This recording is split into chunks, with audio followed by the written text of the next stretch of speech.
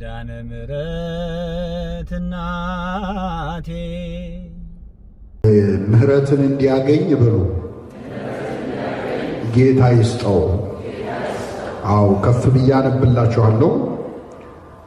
ጌታ ለሄኔሲፎሩ ቤተሰቦች መጽናናትን ይስጣቸው፣ ምሕረትን ይስጣቸው።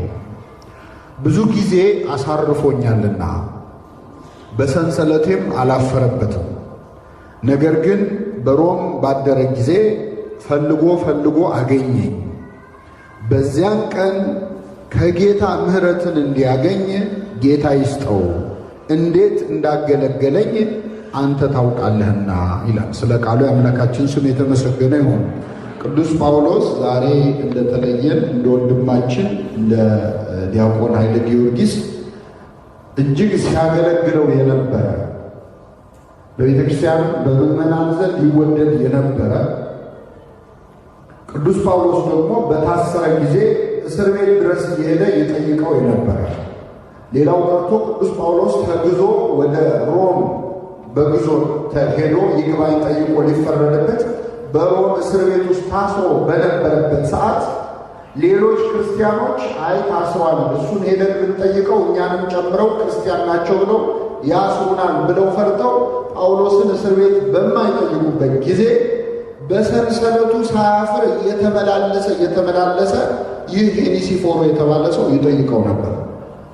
የእግዚአብሔር ጊዜ ሆነና ይህ ሄኔሲፎሩ የተባለ የእግዚአብሔር ሰው የቅዱስ ጳውሎስ ደቀ መዝሙር አገልጋይ ነፍሱ ከሥጋው ተለየች፣ አረፈ።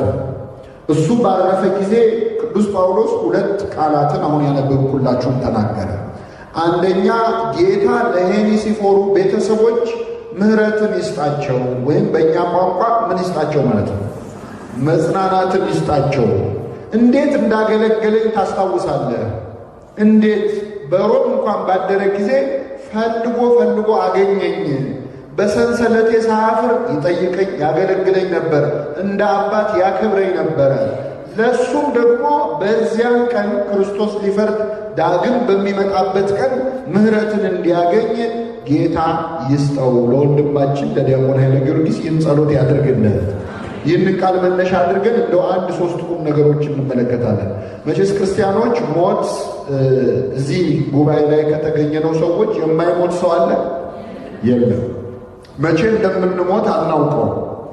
እግዚአብሔር አንዱ ቸርነቱ የምንሞትበትን ቀን መሸሸጉ ነው። አንድ ሰው የሚሞትበትን ቀን እንዳያውቅ አድርጎ ነው እግዚአብሔር ያስቀመጠው። ቢነግረን ኖሮ ምን ይፈጠር ነበር?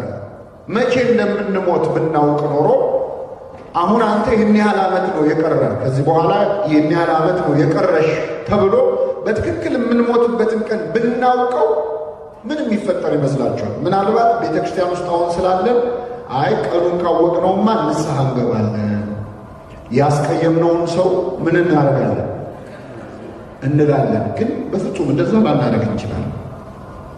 ሰው የሚሞትበትን ቀን ቢያውቅ ምን እንደሚያደርግ ይሄ እድል ተሰጥቶት አሳይቶናል። በኖህ ዘመን 120 ዘመን ተሰጥቷቸው ነበር የሰው ልጆች። ስንት ዓመት? 120 ዓመት ተሰጥቷቸዋል። ወደ እግዚአብሔር ተመለሱ ንስሐ ግቡ ተባሉ።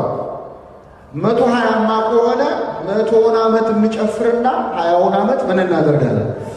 ንስሐ እንገባለን። አንድ ሰው ከዚህ በኋላ 10 ዓመት ነው የምትኖረው ቢባል ምናልባት 9ውን ዓመት እንደፈለገ ይሆንና የቀረችዋን አንዷን ዓመት እሱም ጻድቅ ከሆነ እሱም ጥሩ ሰው ከሆነ አንዷን ዓመት ንስሐ ይገባል። ሌላው ሰው ግን እንደ ዕለቷ እስክትደርስ ጠብቆም ኃጢአት ሊሰራ ይችላል። እስከ መጨረሻይቱ ህቅታው ድረስ ኃጢአትን ሊሰራ ይችላል። ስለዚህ እግዚአብሔር ይህንን ጠባያችንን ስለሚያውቀው የሰውን ድካሙን አንተ ታውቃለህና ይላል ቅዳሴያችን። ድካማችንን ስለሚያውቀው እግዚአብሔር የሞት ቀናችንን ከእያንዳንዳችን ላይ ሰውሮብናል ማለት ነው። አሁን ዛሬ በወንድማችን እረፍት ምክንያት ተሰብስበን ጸሎተ ፍትሐት ሲደረግ ሲታዘብ ሁላችንም አዝነናል። እንግዲህ ሐዘን ቤት መሄድ እንደውም ጠቢቡ ሰሎሞን ሰርግ ቤት ከመሄድ ለቅሶ ቤት መሄድ ይሻላል ይላል። ምክንያቱም የሰው ሁሉ መንገድ ወደዚያ ነውና ይላል። ሰርግ ቤት የሄደ ሰው ጨፍሮ በልቶ ጠጥቶ ተሳክሮ ነው የሚወጣው። ሐዘን ቤት ግን የሄደ ሰው ያዝናል። ለጊዜውም ቢሆን የሚሞትባትን ቀን የማሰብ ዕድል ይሰጠዋል። እና አሁን እዚህ መካከል ለወንድማችን ፍትሐት እያደረግን እንኳን ከዚህ በኋላ ሄጄ ምንድነው የምሰራው እያለ የዓመት ዕቅድ የሚያቅድ ሰው አለ። ቀብር ላይ ቆሞ ማለት ነው። ደካሞች ነን። የምንሞትበትን ቀን ሰውሮታል እግዚአብሔር፣ አናውቀው። ግን አስቡ ይላል። እንደውም አንዱ የቅዱሳን ሥራ ተዘክሮተ ሞት ነው። ሞትን ማስታወስ ነው። እግዚአብሔር ሞታችንን ለማስታወስ በቸርነቱ ይርዳል። ወንጌላዊ ዮሐንስ ይገርማቸዋል። ከ12 ሐዋርያት አንዱ ወንጌላዊ ዮሐንስ ሕይወቱን ሙሉ በሐዘን ያሳለፈ ሐዋርያ ነበር፣ ከሌሎች በተለየ። እንደውም ቁጹረ ገጽ ይሉታል ሊቃውንት፣ ፊቱ በሐዘን የጠቆረ ይሉታል። ዕድሜውን ሙሉ ዓርብ ዕለት ክርስቶስ የተሰቃየውን ስቃይ አይቶ ሕሊናው ላይ ስለተቀረጸ ልክ ለገላትያ ምዕመናን እንደተደረገው ለእርሱም ኢየሱስ ክርስቶስ እንደተሰቀለ ሆኖ በልቡናው ተስኖ ስለነበር በሕይወት ዘመኑ ፊቱ በሐዘን እንደከሰለ እንደጠቆረ እንዳዘነ ነው። አንድ ቀን ግን እንደው ከአንጀቱ ስቋል ይባላል። ቅዱስ ዮሐንስ በጣም የሳቀበት ቀን አለ። መሳቅ አቁሟል እኮ አዝኗል። ግን አንድ ቀን እንደው ከልቡ ነው የሳቀው። ምን አይነት ቀልድ ቢነገረው ነው የሳቀው ካላችሁ፣ አንድ ሰው ልብስ ሲያሰፋ አይቶ ነው የሳቀው። ምን ሲያደርግ? ልብስ። አሁን ልብስ ማሰፋቱ ምን ያስቃል? ቅዱስ ዮሐንስ ንጻሬ መላእክት ላይ ስለደረሰ ከመላእክት ጋር እስከመነጋገር ስለደረሰ አንድ ሰው ልብስ ሲያሰፋ አየው፣ ይከራከራል። እንዲያርገ ስፋልኝ እያለ ሲጨቃጨቅ የእግዚአብሔር መልአክ መጣና ለቅዱስ ዮሐንስ ይሄ ሰውዬ ነገ ጠዋት ነው የሚሞተው ብሎ ነገረው ይላል። ነገ ጠዋት የሚሞት ሰው አሁን ምን እያደረገ ልብስ እያሰፋ እንዲያርገ ስፋው ይላል። ብዙ ልብስ ያሰፋን ሰዎች አለን። ብዙ ዓመት እንደምን ከልብስ አልፈን ለቦታ ለመሬት ለትንሽ ነገር ከሰው ጋር የምንጣላ መች እንደምንሞት አናውቀው። አሁንም ሰላም የማንላቸው ሰዎች ነው እማናናግራቸው። እሷን ከማናግር እሱን ከማናግር እንደው ብሞት ይሻለኛል የምንላቸው ሰዎች ነው። መሞታችንን ረስተነዋል። እንደው ሞታችንን ለማስታወስ እግዚአብሔር በቸርነቱ ይርዳል። እንደው መጽሐፈ መቃብያን ላይ የምትሞቱባትን ቀን አስቡ ይላል። የሞታችሁ ቅዱሳን ነው። በገዳማውያኑ ሕይወት በዜና በምናየው ይህን ነው። ደጋግሞ ሞታቸውን አንዳንዶቹ የሚገነዙበትን ልብስ ይዘው ይዞረዋል። ሲወጡ ሲገቡ ያንን ልብስ እንዲያዩት። አንዳንድ ቅዱሳን ከቅዱሳን አጽም ጋር ነው የሚተኙት። አባቶች ገዳም ውስጥ ሆነው ከነሱ ቀድሞ የሞቱ ቅዱሳን አጽም አጠገባቸው ያደረጋል። ለምን? ያንን አጽም ባዩ ቁጥር ነገ እነሱ እንደሚሞቱ እንዲያስታውሱ። እኛ ግን ነገር ዓለሙን ስለረሳ ነው ተስፋችንንም ዓለማችንንም ሕይወታችንንም እዚህ ምድር ላይ ያደረጋል። ጊዜያዊ መሆኑ ረስተነው እና እንደዚህ እንደ ወንድማችን ከመካከል ሰው ሲለይ አንዱ ጥቅሙ ምንድን ነው? እኔም እኮ ነገ ልወሰድ እችላለሁ። አንችልም? እንችላለን። ወንድማችን ከእኛ ቀድሞ እንዲሄድ እኛ እንድንቆይ ያደረገ የእግዚአብሔር ቸርነት ብቻ ነው። ይህንን ማሰብ መቻል አለብን ነው። ይህ መጀመሪያ ነው። ሌላው ምዕመናን መቼስ አታልቅሱ አይባልም። እዚህ መካከል እንግዲህ ወንድማችን እጅግ በመልካምነት በቤተክርስቲያን አገልግሎት የሚታወቅ ወንድማችን ነው። እህቶቻችን፣ ወንድሞቻችን ሁላችንም መጠኑ ይብዛ ይነስ እንጂ ሁላችንም አዝነናል። መቼስ ሰው የሞተ ቀን ክፉ ነገሩ አይነገርም አይደል? እንዲያረገ እንዲያ አይባልም።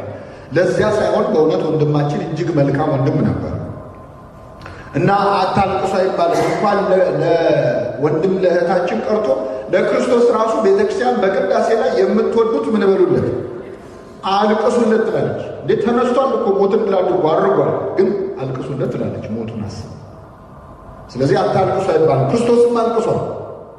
ክርስቶስ አልዓዛር የተባለ ወዳጁ ከሁለት እህቶቹ ጋር ይኖር ወደነበረበት ቤት ሄደ። ታሞ ሳለ ጠሩት፣ አልመጣም። በኋላ ግን ሲመጣ አልዓዛር ሞቷል። ሁለቱ እህትማማቾች ተራ በተራ እየመጡ ከጌታ እግር ስር ወድቀው አለቀሱ። ጌታ ሆይ አንተ በዚህ ኖረ ቢሆን ኖሮ ወንድሜ ባልሞተም ነበር ብለው አለቀሱ። አንተ በዚህ ኖረ ቢሆን ወንድሜ ምን ባላለ። አንዳንዴ ሰው ሲሞት እንዲህ ተደርጎ ቢሆን ኖሮ እኮ አይሞትም ነበር፣ እንዲህ ባይደረግ ኖሮ ይቆይ ነበር። ብዙ ምክንያቶች እናቀርበ። የሞት ቀንን የሚወስነው ማን ነው? እግዚአብሔር። እሱ ካልፈቀደ ነፍስ ከስጋ ልትለይ ትችላለች? አትችልም። ሰው ራሱ ፈልጎ ነፍሱን ለማውጣት ብሎ እንኳን ያለ ፈቃድ እግዚአብሔር ነፍስ ከስጋ አትለይ። ግን ደካሞች ስለሆነ እንዲህ ላይ ቢደረግ ኖሮ እንዲህ ባይሆን ኖሮ ቢሆን ኖሮ እያለን እናበጃለን። እና ክርስቶስን እነዚህ ሴቶች አንተ ኖረ ቢሆን ኖሮ አሉት። አንተ በዚህ ብትኖር ኖሮ ወንድሜ ምን አይልም አይሞትም። ክርስቶስ አሁን አንተ በዚህ ኖረ ቢሆን ይባላል? እግዚአብሔር የሌለበት ቦታ አለ? የለም። የአልዓዛርን ነፍስ ከስጋ የለየው እኮ ራሱ ክርስቶስ ነው። ግን ሰው ደካማ ነው፣ አንተ ኖረ ቢሆን አሉ። አለቀሱ። ሰው ሁሉ አብሮ አለቀሰ። ኢየሱስም እርስ በርስ ሲላቀሱ ሲያይ አዘነ፣ በመንፈሱ ታወከ፣ እንባውንም አፈሰሰ ይላል። አለቀሰ ክርስቶስ። አሁን ከጥቂት ደቂቃ በኋላ ከሞት ያስነሳው እንደሚያስነሳው እያወቀ ግን አለቀሰለት። ስለዚህ ክርስቶስ ለሚያስነሳው አልዓዛር ካለቀሰ እኛ ለማናስነሳው ወንድማችን ማልቀስ አንከለከልም። አታልቅሱ አይባልም። እንባ አንዱ ጸጋ ነው። እንዲወጣልን አልቅሰን። እንባ ባይኖር ሰው እንዴት ነው የሚያርፈው? አሁን እኛ ሰለጠንንና አገራችን የለቅሶ ስርዓት አለው፣ ባህል አለው። ያ ሰው የለበሰውን ልብስ ይዘው ሁሉ ያለቅሳሉ አይደለም? ያደርግ የነበረውን ነገር እያስታወሱ ያለቅሳሉ። አሁን እኛ ሰለጠንንና አልቃሹም ለቅሶም ሙሾም ቀረ። ከዛ ወደ ሳይካትሪስት ወደ ምን ደግሞ እየተባለ ሰው ሌላ ችግር ውስጥ ይገባል። የእኛ እኮ የለቅሶ ባህላችን ራሱ እረፍት ይሰጣል፣ ሰላም ይሰጣል። ሰው ሲያለቅስ ነው የሚወጣለት። ስለዚህ አታልቅሱ አይባልም። በወንድማችን እረፍት እናዝናለን፣ እናለቅሳለን። ቅዱስ እስጢፋኖስ እንኳን ሰማዕት ሆኖ በሞተ ጊዜ አለቀሱለት። በቤተ ክርስቲያን ታላቅ ለቅሶ ተደረገ። አሁን ቅዱስ እስጢፋኖስ እኮ ስሉስ ቅዱስን እየተመለከተ ነው ሰማዕት ሆኖ። ኢየሱስን አይቼዋለሁ በአብ ቀኝ እያለ እንደዛ ሆኗልና አታልቅሱ አልተባለም። ታላቅ ለቅሶ ተደረገለት። በወንድማችን እረፍት እናዝናለን። ግን ሐዘናችንን እግዚአብሔር የሐዘን ዳርቻ ያደርግልን፣ የሚያረጋጋ መልአክን ይላክልን። አታልቅሱ አትልም ቤተክርስቲያን። እናዝናለን፣ እናለቅሳለን። ክርስቶስ እንደሚያስነሳው እያወቀ አለቀሰ። ወዲያው ግን አስነሳው ይላል። አልዓዛር ተኝቷል ብሎ ነበረ፣ አስነሳው። አሁን ወንድም እህቶቻችን እንቅልፍ ቢተኙ፣ የምናስታመማቸው የታመሙ ሰዎች ቢተኙ አይ ተኝቷል ብለን ዝም እንላለን እንጂ ወይኔ ወይኔ ወንድሜ ወንድሜ ተኛ ብለን እናለቅሳለን? አናለቅስም። ለተኛ ሰው ይለቀሳል? ለምንድን ነው የማናለቅሰው? ለተኛ ሰው የሞተስ ይነሳል አይነሳል? ተው እንጂ ምንድን ነው ሃይማኖታችሁ? ባካችሁ የሙታንን መነሳት ምን እናደርጋለን? የሞተ ይነሳል አይነሳል? ረሳ ነው። አያችሁ፣ የሚነሳ ይመስላል። ለተኛ ሰው አናለቅስም። አይተኝቷል ይለፍልን እንደሚለው አንቀላፍተው ስላሉት ደግሞ ይላል ቅዱስ ጳውሎስ ተስፋ እንደሌላቸው እንዳታዝኑ። ምን ብለው ስላሉት? ለሞቱት ለማለት እኮ ነው። እስጢፋኖስም ከአባቶቹ ጋር አንቀላፋ ነው የሚለው፣ ሞት አይልም። ሞት እንቅልፍ የተባለው ትንሣኤ እንዳለው እንዳንረሳ ነው። በእውነት ትንሣኤውን በልቡናችን ይሳልብን እግዚአብሔር። አሁን ስለረሳ ነው የማይነሳ ይመስለናል። አይ አሁን ከሞት ከዚህ አይደለም፣ ይነሳል። ፈጥነው ይነሳሉ ነው። በሥጋ ስንቆጥረው ረጅም ጊዜ ይመስለናል እንጂ በነፍስ ግን በጣም በፍጥነት በጥቂት ጊዜ ሙታን ሁሉ ይነሳሉ። የሙታንን መነሳት ተስፋ እናደርጋለን፣ የሚመጣውንም ሕይወት ብለን ነው ቅድም የጸለይ እና በተስፋ ትንሣኤ እንደሚነሱ በማሰብ ሐዘናችንን በገደብ በልክ ማድረግ አለብን። ከመጠን ያለፈ ሐዘን ሲሆን ምን ይሆናል? አናምንም ማለት ነው ያሰኛል። ሕፃን ተቃውሞም ይሆናል። አንዳንዴ ያው ሕፃን ልጅ ዕቃ ስትቀሙት ያለቅሳል። ከዛ ለቅሶም በጣም ያበዛዋል። ለምንድነው በጣም የሚያበዛው? ዕቃውን ተመልሶ በጉልበት ታግሎ መቀማት ስለማይችል ቢያንስ በማልቀስ ተቃውሞውን ይገልጻል። ለቅሶ በጣም ስናበዛ አቅቶን ነው እንጂ እግዚአብሔርን እየተቃወሙ ነው ማለት ነው። በጣም መብዛት የለበትም። ግን አትዘኑ አይልም። ክርስቶስ ካለቀሰ እኛም እናለቅሳለን።